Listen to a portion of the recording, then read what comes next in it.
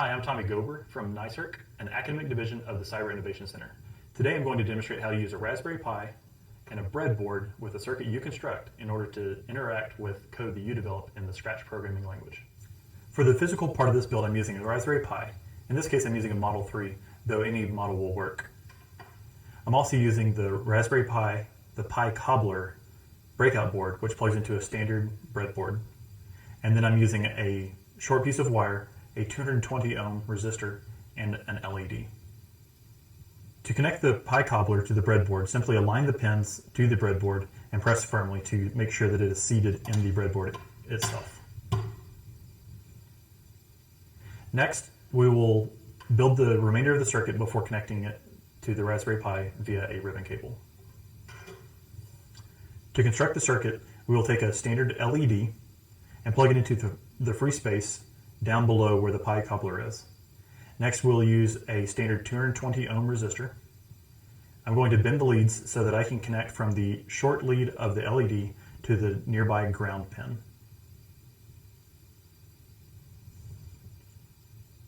Next, I'll take the short piece of wire and connect from the positive side of the LED, which is the long leg,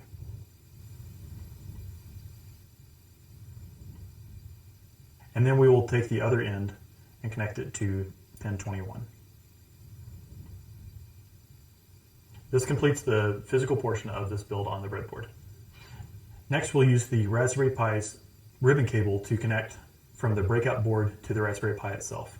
You'll note that there is a pin on the ribbon cable that only allows for one direction to be plugged into the Pi Cobbler.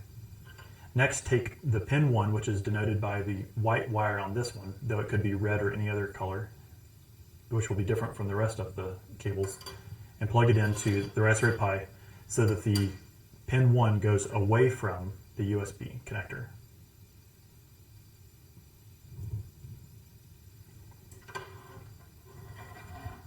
This completes the physical portion of this build. We'll now look at how to build the Scratch code in order to interact with this LED circuit. I now have the Raspberry Pi connected to the circuit board as we just did. It is hooked to power and HDMI, and then I have a wireless mouse and then a small keyboard plugged into it. Now we'll look at Scratch and go to Edit, and we will start the GPIO server. This is the general purpose input-output. Next, we want to show motor blocks.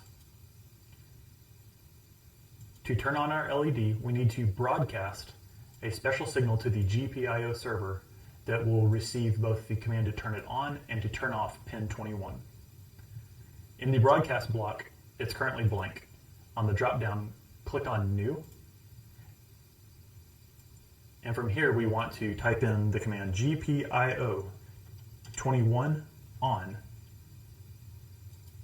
then click OK.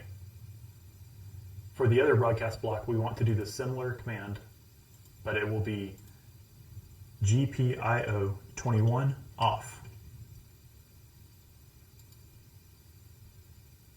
Now when you click on, you'll see that the LED does light. And when you click on off, you'll see that it turns off. So now we have two control blocks that we can work with. By putting a pause in between the two blocks and at the end of the other, we can now repeat this a set number of times using the repeat block. Enabling this block by clicking on it will show that the LED does light up 10 times.